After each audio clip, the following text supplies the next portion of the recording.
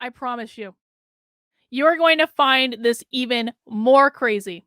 So again, if you've just tuned in, I, for some reason, had this MTV News tweet pop up in my feed today and it was promoted. I don't know why they targeted me specifically, but this is from earlier this month. A new take on the bimbo archetype is giving feminism a makeover in 2022. And the conversation is taking a front seat this Women's History Month in music and pop culture. Yoon Jae Kim has what you need to know about this resurgence. So I don't know when the last time any of you watched MTV is. The thing that Victor and I do watch on MTV is The Challenge. We fucking love The Challenge. We like DVR The Challenge. But I don't watch anything on MTV other than The Challenge, because really, why? But maybe I should start looking at MTV's tweets or watching MTV News. I mean, it probably is like an interesting culture thing. I don't even think they play music anymore on MTV. What's even on MTV anymore that's worth watching other than The Challenge, obviously? But anyway, maybe we should actually start watching MTV News, like for happy hour and stuff, because this clip is legitimately crazy. Let's play. Let's learn why bimbos are making a resurgence. And I shit you not, they don't say this in the tweet. They're going to talk about how bimbos are fighting capitalism. Keep in mind, I've always said on happy hours, critical race theory is not about white people. It's about capitalism. It's all about destabilization of the system. They hate capitalism. Their number one enemy is capitalism. They don't want young people to like capitalism. Let's watch this clip, okay? Then we're going to talk about it. In a modern world that insists on productivity and efficiency as capitalist ideals, the return of the bimbo is revolutionary. In a modern system that prioritizes efficiency as a capitalist ideal, the bimbo is making a resurgence. They're actually trying to encourage young women to act stupid. Someone might ask, why is MTV proactively encouraging young women to act dumb? We've only watched 8 seconds. This video is 5 minutes long. I'm Yoon Kim, and this is MTV News Need to Know. God damn. From Ken Petrus's new EP Slut Pop to TikTok influencers, many young people are embracing bimboism as a feminist and even anti-capitalist movement. Okay. Many young people are embracing bimboism as a feminist and anti-capitalist movement. They're encouraging young women. You remember the girl boss movement a couple years ago? Now, I was never really like in on the girl boss stuff either. It was basically telling women to act like powerful, like boss bitches and whatever. And while I do think that there is truth to that, if you want to be an executive, you need to act like an executive. I also think a lot of women actually really overcompensate when they're told just act like a powerful leader, and they become mean and they become nasty and they forget actually how to navigate social systems, and it doesn't work out. If you just go into an organization and you're like, I'm a boss bitch, you're not going to get anywhere and you're not going to get anything done because no one's going to like you, no one's going to want to work with you, all that stuff. I guess what I didn't anticipate as the backlash to the boss bitch movement, I didn't anticipate that MTV was going to go in completely the opposite direction and be like, you don't want to be a boss bitch. You don't want, because I guess boss bitches probably like embrace capitalism, right? This was the problem with this. When they told women to act like powerful executives, oh, you must be embracing a white supremacist capitalism movement. It was all too much about capitalism. Now they're like, no. We do not want you to act powerful. We do not want you to act strong. We want you to act stupid, to be a feminist, and to fight capitalism. And they're giving it an inclusive makeover. The bimbo, historically defined as an attractive but seemingly dumb woman, has been an archetype since the 50s and used pejoratively to describe Marilyn Monroe and Reese Witherspoon's Elle Woods. But in the last couple of years, the hyper-feminine spaced-out trend has come back thanks mostly to TikTok, and the definition has evolved. Influencer Chrissy Schlepeka explains who the Gen Z bimbo is. She's actually a radical leftist who's pro-sex work, pro-Black Lives Matter, pro-LGBTQ. Doesn't she look like someone you want your daughters to model themselves after? Someone who is did she say like extreme leftist? Pro-feminism, pro-LGBTQ? Let's just watch that part again. Here's what it says. She's actually a radical left. A bimbo is a radical leftist. They're actually using that term on MTV. Are you shitting me? A radical leftist who's pro-sex work, pro-Black Lives Matter, and pro-LGBTQ. While wearing next to no clothes and laying on a bearskin rug. Isn't this for those of you who have daughters, isn't this the ambition that you would like your daughters to aspire to right here?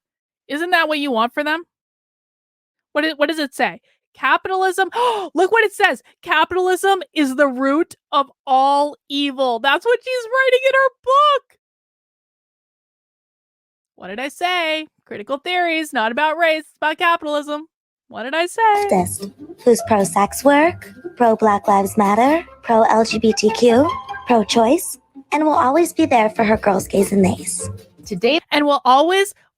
They're pro-choice, and they will always be there for their girls, gays, and theys.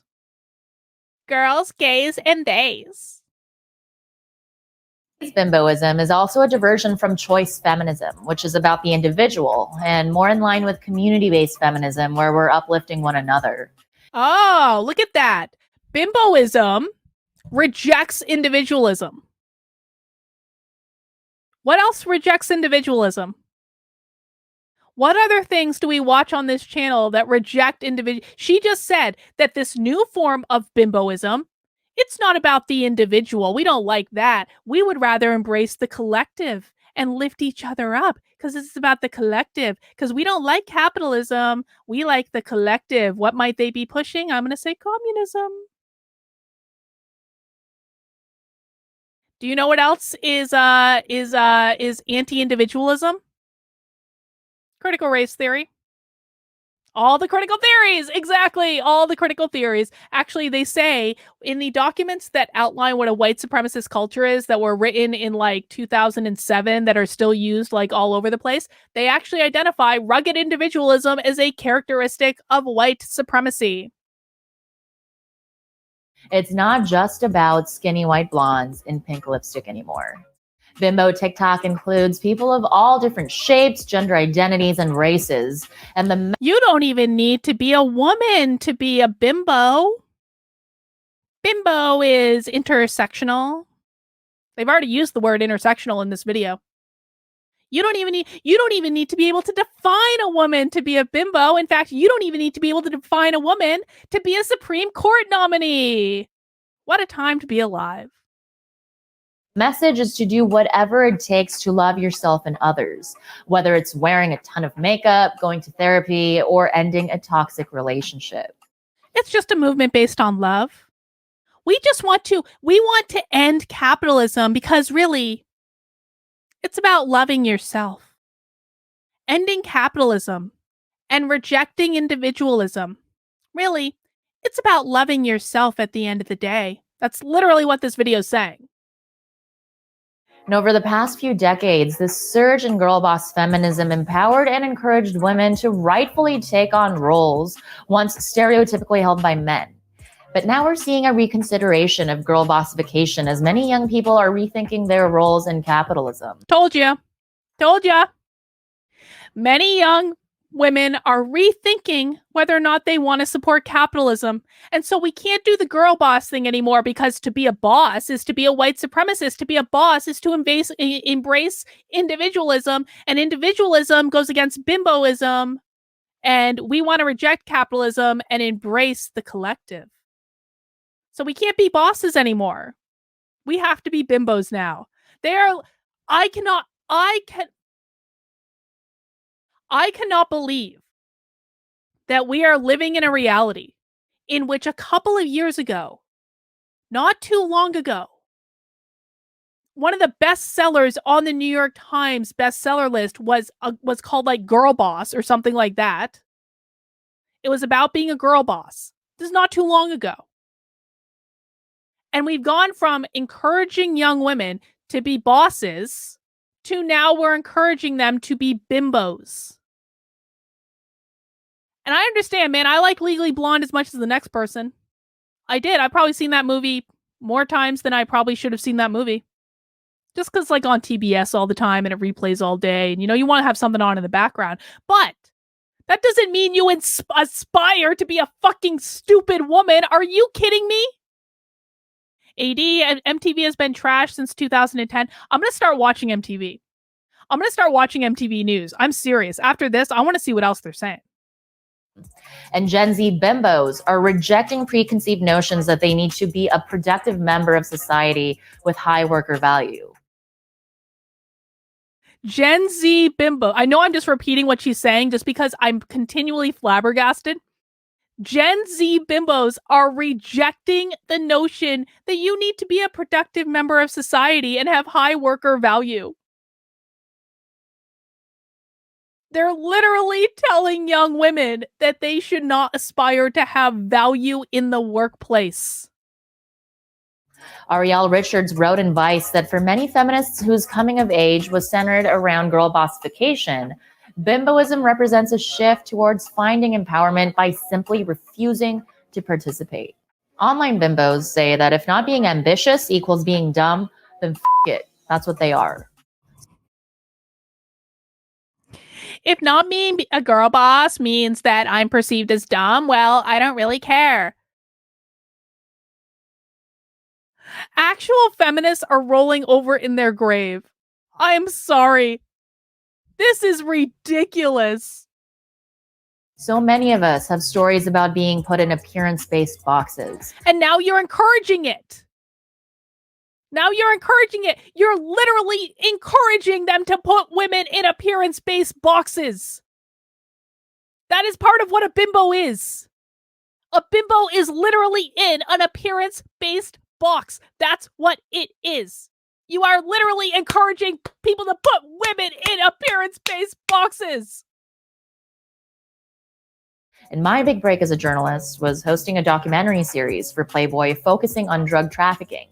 But because of how I looked and who I was working for, people didn't believe that I was actually a reporter investigating hard narcotics. Gee, I can't imagine. I can't imagine how people didn't believe you were a serious journalist when you're talking about embracing being dumb as a means of fighting capitalism. I cannot possibly imagine how people did not take you seriously as a journalist. Guys, pro tip, if your goal is to be embraced for being dumb, which is the very definition of what a bimbo is, if your goal is to be loved for being dumb and you don't care if people think that you're dumb, then don't expect people to take you seriously. That's not how that works. Incognito said, and these same people want free money. Oh yeah, these same people want all their college debt forgiven. I'm going to be honest. I'm kind of, okay, I won't admit this anywhere other than with you guys. I won't. But I'm kind of on the forgive college debt bandwagon because I'm kind of like, if we're gonna descend into a socialist utopia anyway, if it's gonna happen anyway, I want my free shit too. I want free stuff. I'm in favor of it. Like, it's an unprincipled position, and I'm hyper aware that it's an unprincipled position. But I would really like my college debt forgiven. That'd be pretty rad. AD says, if they do not participate in the economy, they are not contributing to the taxpayer dollars used to pay for social programs to help the poor and people of color. How dare these classist, racist donut holes? Exactly. Well, they don't understand that, though, because they don't understand how budgeting works because they're dumb. And I'm not, like, they're putting that label on themselves. M169 says, MTV should be paying more female forward-fronted metal for some perspective. See Floor Jansen of Nightwish or Simone Simmons of Epica. Okay. I don't know either of them, but I will take your word for it, M169. And Sam says, how much of MTV's money is from the CCP? That is a great question. That is a great question. Meaning that I would stick to soft news or wasn't built for dangerous on-the-ground coverage. Up until recently, many viewed bimboism as anti-feminist because of the perception that it prioritized the male gaze, and that these women dumbed themselves down and changed their appearance to be attractive to men. You literally said less than 1 minute ago that these women are perfectly okay if they're perceived as dumb. You literally said that less than 1 minute ago. That you are perfectly fine if they were perceived as dumb. You can't have it both ways.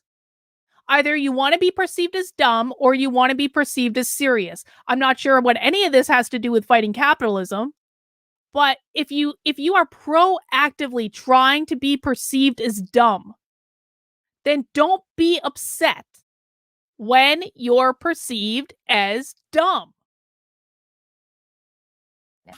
The word was an insult, and other women saw bimbos as both the ideal and the competition for male attention.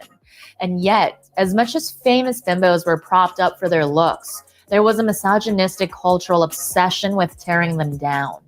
And today, a lot of iconic bimbos are finally getting justice in the court of public opinion, because so often in the court of law, they were deprived of it, especially when it comes to rape culture. Oh, God. When 90s icon Pamela Anderson and her husband Tommy Lee's sex tape was stolen and distributed, Pam was victim blamed because she'd shown her body in photo shoots throughout her career. And the question, what... Listen, I'm going to be honest. I don't believe for one red second that it was an accident that sex tape got out. It is never an accident when a celebrity sex tape gets out.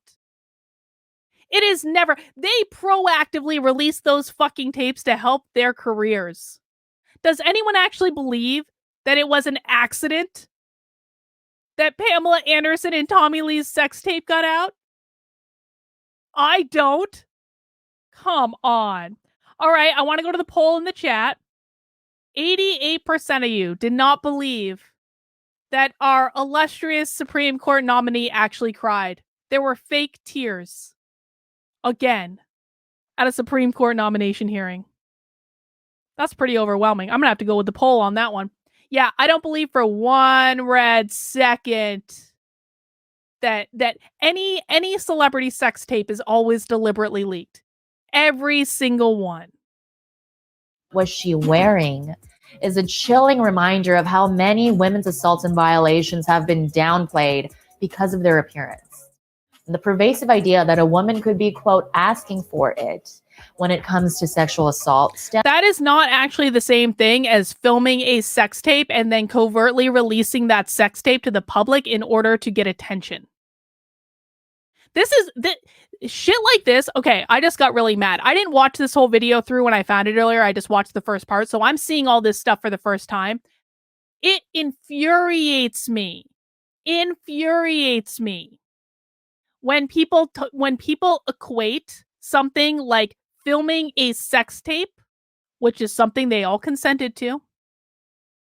And I maintain my position. I think that was purposefully released. I don't think that was an accident. So they all consented to that too. And to equate that with being assaulted, please. This is why people don't take the assaulting of women seriously.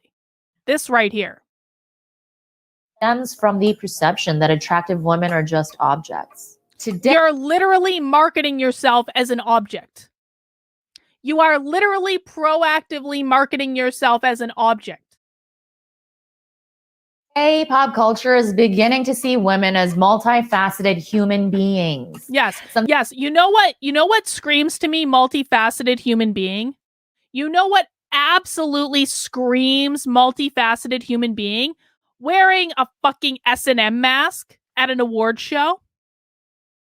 This to me just screams multifaceted human being when you wear a rubber mask to an award show. Human beings. Something that was not previously part of the bimbo stereotype. Shows like Pam and Tommy and Impeachment, American Crime Story are forcing people to rethink how women like Anderson and Monica Lewinsky were persecuted for their sexuality, unlike their male counterparts. And in January, the secrets of... I'm reasonably certain that conservatives would have absolutely loved if Bill Clinton was persecuted for that particular blowjob. Playboy documentary series allowed for some of the most famous bimbos like Holly Madison to reveal the exploitative cult-like abuse she and others endured under Hugh Hefner's tenure. Come on. All of those women voluntarily chose to live at the Playboy mansion with Hugh. Wasn't Holly like married to him or something? Didn't she get married to him? And then she's going to turn around and say, he exploited me. I don't believe it for one red second. Joshua and I have actually psychicked this on the show. We don't believe this for one red second. No way. Tenure. And amid this new wave of bimboism, shows like Selling Sunset portray successful business women who dress like Barbies and make 5- and 6-figure commissions unapologetically. But I thought we were fighting capitalism. I thought that this was all about fighting capitalism. So is it about buying clothes? Because you guys understand that buying clothes is an act of capitalism, right? It's about buying jewelry and getting our hair done. Because you understand that's capitalism too, right? And making 5- and 6 figures while being a proactive girl boss is capitalism. So I thought that this was about fighting capitalism, but apparently we can't even make a 5-minute clip with it with any internal consistency at all. That's what a serious journalist this woman is. She's so serious that within a 5-fucking-minute clip, she's contradicting her own initial argument. Wonderful editing. Well done. But she has a pretty dress and she looks nice, so that's really all that matters because it's about bimbos. And pop music is having a major surge of hyperfemme girl power bubblegum poppiness with artists like Kim Petras and Doja Cat. And many are confusing bimboism with encouraging stupidity. I can't imagine why. When you literally said earlier in the video that they don't care if they're perceived as dumb. Really, the movement is encouraging self-happiness and propping up others. You don't need to be exceptional at anything.